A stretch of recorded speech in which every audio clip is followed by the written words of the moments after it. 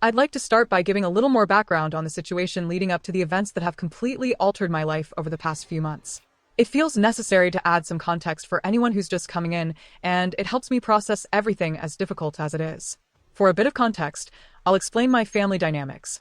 I have a complicated relationship with my father, and my relationship with his current wife, whom I'll refer to as SM, has always been strained at best. My father and SM have been together for several years, and they married when I was about 20.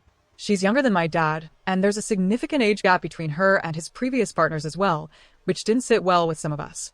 She was always very insistent on being included in family matters and made no effort to hide her desire to insert herself into everything, from wedding plans to holidays to milestones in our lives. When my father first introduced SM to us, we were all apprehensive, but my dad was adamant that this was the one. He was in his late 40s at the time and had been married twice before. I was still in my early 20s and, to be blunt, skeptical.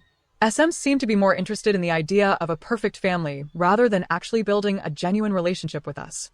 There was always a sense that she wanted to control every aspect of our lives, even though her own relationship with my father didn't seem particularly stable. It always felt like she was more about the idea of being in a family rather than actually caring for us. Still, I did my best to be cordial and not rock the boat. Fast forward a few years, and my dad and SM's marriage had hit a rough patch, as I'm sure any relationship might, especially when one partner is trying so hard to mold the other into a picture-perfect life. My dad had an almost childlike attachment to her, one that I found hard to understand, especially as I watched how controlling and manipulative she could be. But as I mentioned, for a long time, I kept quiet, trying to make peace for the sake of my father. However, everything changed when my son Luke was born. My son is my world. And when Jane and I decided to start a family, we were filled with joy. The pregnancy went well, and the birth was relatively smooth, though we had some initial challenges with sleep, as most new parents do. Luke was, and still is, a very happy and lively child. He loves superheroes, especially Superman, and he would often wear his Superman costume around the house when he wasn't busy being a curious toddler. It was a few months after Luke was born when everything started to unravel. SM, who at first seemed only marginally interested in Luke, began to show a more insistent side. I had assumed, given her history with my father and her already clear desire for control, that she would eventually try to involve herself more in Luke's life. But I never anticipated what actually happened next. One night, when Luke was about 2 years old, we had some family over. It was supposed to be a simple dinner with Jane's parents, my dad, and SM. We didn't expect it to be anything extraordinary, just a quiet evening. But it quickly took a dark turn. After dinner, the kids were playing in the living room while the adults were chatting. I noticed that Luke seemed upset, but I didn't think much of it at first. He was a toddler, and like most toddlers, his mood would fluctuate quickly. But then, Jane came running into the room, looking terrified. She had just walked in on SM screaming at Luke. SM was standing over him, yelling at him for something, though I didn't understand what. Luke was crying, sobbing, practically hyperventilating in a way that I had never seen before. I rushed into the room, completely blindsided. SM was still yelling at him, accusing him of things that didn't make sense, silly things like him throwing a tantrum when there was no tantrum to be found. Luke wasn't misbehaving at all. He was just upset. When I tried to intervene, she started shouting at me too, accusing me of coddling him, of letting him get away with behavior that wasn't acceptable. I could barely believe what I was hearing. This woman, who had been in my life for years, who had always made it clear that she was going to be a part of my family, was now yelling at my son, a 2-year-old, as if he were an adult. The look in her eyes, the way she was so enraged over the smallest things, was beyond disturbing. She didn't even seem to recognize how absurd and unjustified her anger was. But the worst part wasn't even that she was yelling at him, it was how she seemed to completely disregard his emotional distress. Luke was shaking with fear, his little hands clutching his Superman costume, unable to comprehend why this woman was being so cruel. And the more I tried to calm him down, the angrier she got. It was as if her temper was an uncontrollable force, and she had no interest in trying to see reason. At that moment, I did what I should have done a long time ago. I told her to leave. I told my dad that this behavior was unacceptable, that he needed to take her and leave. They could not stay in her home. Jane, who was already upset, just nodded in agreement. It didn't matter if she was my dad's wife. She was not going to treat my child like that. I remember the look of shock on my father's face. He had never seen me act this way before, but I had had enough. I couldn't let it slide any longer. And for the first time, I saw my dad hesitate. He tried to defend her, tried to make excuses for her behavior. He said that SM was stressed, that she was going through a tough time, but nothing about her behavior was justified. I was done with excuses. After they left, I spent hours comforting Luke. He was still terrified, asking if SM was going to come back. I reassured him over and over that she wouldn't, but deep down, I wasn't so sure. It was then that I realized just how bad things had gotten. This wasn't just a disagreement. This wasn't just family drama. This was about a woman who had shown she was willing to hurt my child emotionally and manipulate the entire family to get her way. It took a while to process, but eventually, we decided to go no contact with my father and SM. The next few weeks were a blur. My father kept reaching out, calling, texting. He apologized profusely, but it felt empty. He didn't even try to take responsibility for what SM had done. Instead, he focused on her, defending her actions and justifying everything she did. It was like he couldn't see that his relationship with her had clouded his judgment. He was so enmeshed with SM that he couldn't even see the damage she had caused, not just to Luke, but to our entire family. It broke my heart to admit it, but I knew I had to cut ties with both of them for the sake of my family. After that night, everything seemed to shift dramatically. I never imagined things would escalate the way they did, especially with my father. For the first time in years, I felt a sense of clarity about what I needed to do. What happened with Luke was more than just a moment of stress or an isolated incident. It was a pattern of behavior I could no longer ignore. That's when we decided to cut contact, for good. Jane was fully supportive, and though she had always felt this underlying tension with SM, she had always been more diplomatic about it. But now that it had directly impacted our child, there was no more room for compromise. There was no more room for giving her the benefit of the doubt. She was a danger to my son, and that was not something I was willing to let slide. The aftermath wasn't easy, especially with my dad. He didn't take the decision well. At first, he kept calling and texting, trying to apologize, trying to make excuses for SM, and even blaming us for overreacting. It was like he couldn't see the full scope of what had happened. He couldn't see that this wasn't about a single incident. It was about years of manipulative, toxic behavior on SM's part that he had overlooked or brushed aside. He was so wrapped up in his own feelings and in SM's world that he failed to recognize the damage she had done to his own family. Each call from him felt like a slap in the face. I could tell he wasn't truly listening to me. He wasn't hearing the depth of my hurt, my frustration, or my anger. He was hearing an accusation, but not the truth. SM had turned his world upside down, and he had let it happen without considering the consequences. He had chosen her over us, over his own flesh and blood. It wasn't a choice I could respect, and I realized that there was nothing left for me to do but walk away. For the first few weeks after that, I tried to stay focused on my family, on Luke, on Jane. But I could feel the weight of my father's absence, even though it was his choice to disappear. I couldn't help but feel conflicted.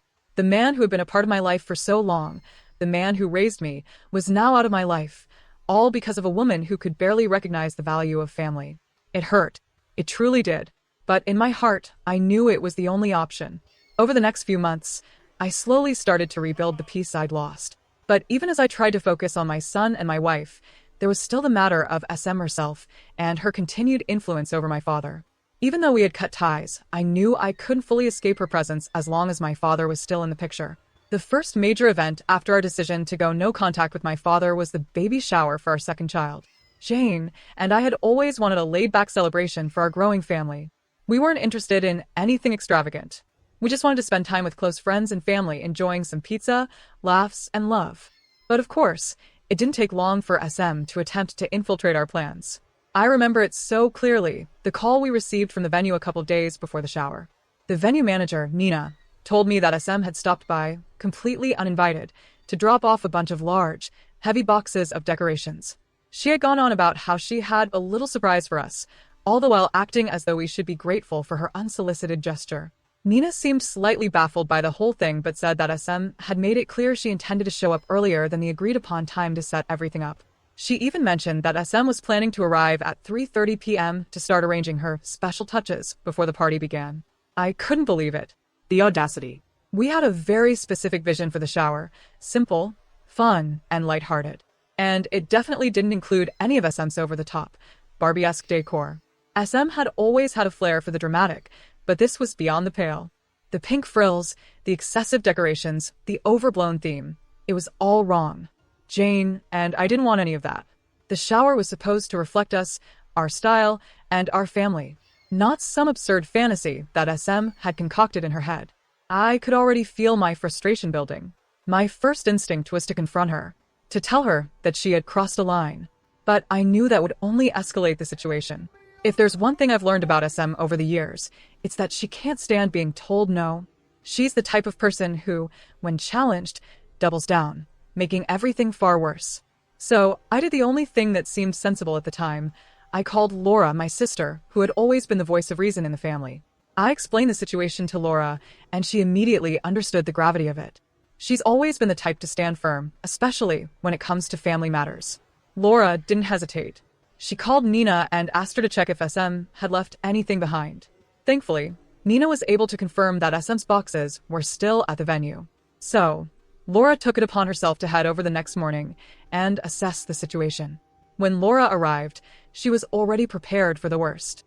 And the moment she opened those boxes, I could tell she wasn't surprised by what she found. Inside the boxes were the same obnoxious decorations SM had tried to force onto us months ago. Pink balloons, signs, placemats, the works. It was everything we didn't want, all in the most garish hues imaginable. As Laura sifted through the boxes, she realized what SM had done.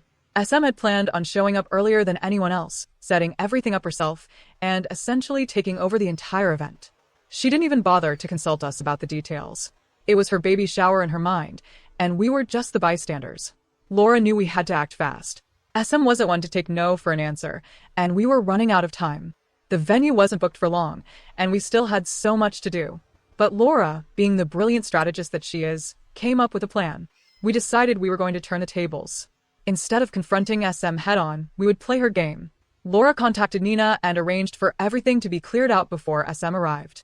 She then called Jane and me, asking if we were ready to destroy the party in 2 hours.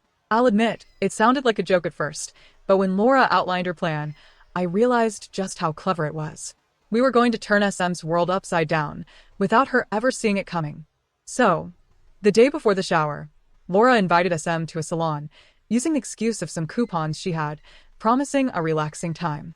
SM, of course, was thrilled. She loved any excuse to treat herself, and she eagerly agreed to leave the venue to have her nails done while we took care of everything. At 4 p.m., the clock started ticking. SM arrived at the venue to find that her perfect baby shower had been completely transformed into something she never could have imagined.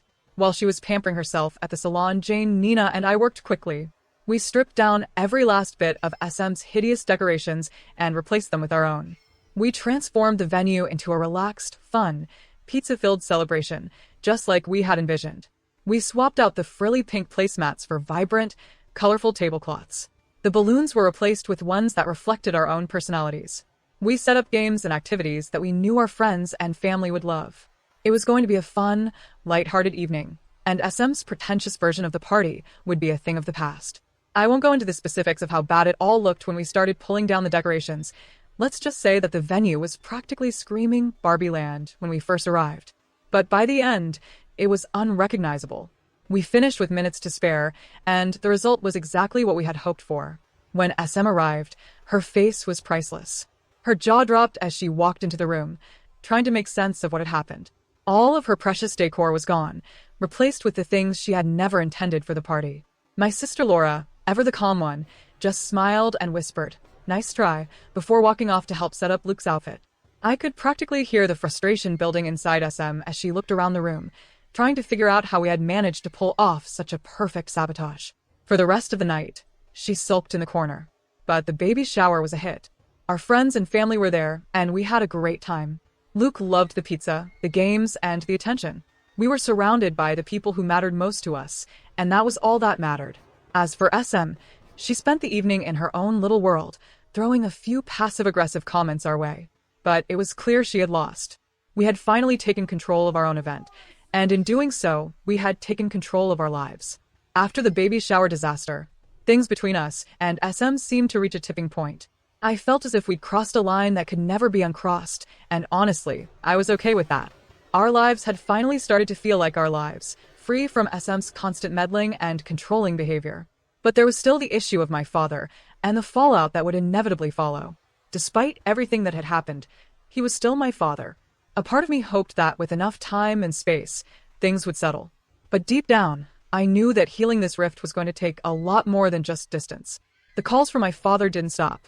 The first one came shortly after the shower, just as I was beginning to recover from the emotional exhaustion of dealing with SM. I didn't answer. I couldn't bring myself to. Not yet. A few days later, another call came. I let it ring out again.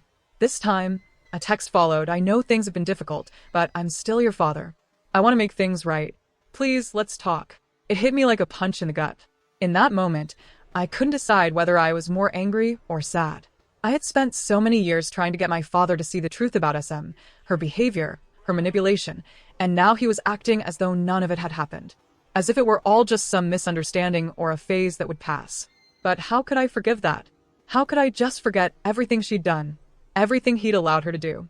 Still, the fact that he was reaching out made me feel conflicted. Part of me wanted to scream at him, tell him everything that had been building inside me for years. But another part of me, the part that still wanted a connection with my dad, felt that nagging hope. The hope that maybe, just maybe, if I gave him a chance, he could finally understand. Maybe he could see the damage SM had done.